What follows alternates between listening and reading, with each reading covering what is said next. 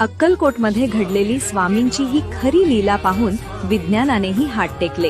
स्वामींचे अत्यंत लाडके सेवेकरी चोळप्पा हे रात्रीच्या वेळी स्वामींची सेवा करत होते। स्वामी गाढ झोपले होते आणि चोळप्पा त्यांचे पाय चेपत होते। अचानक अंधारातून एक काळा कुट्ट आणि विषारी नाग सळसळत आला आणि थेट चोळप्पांच्या पायाला विळखा घालून बसला।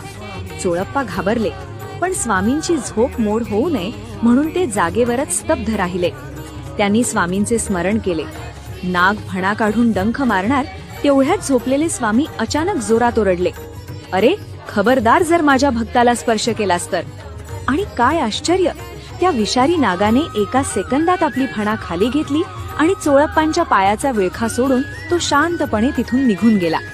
झोपेतूनही आपल्या भक्तांचे रक्षण करणाऱ्या अक्कलकोटच्या स्वामींच्या चरणांत सर्व ब्रह्मांड आहे।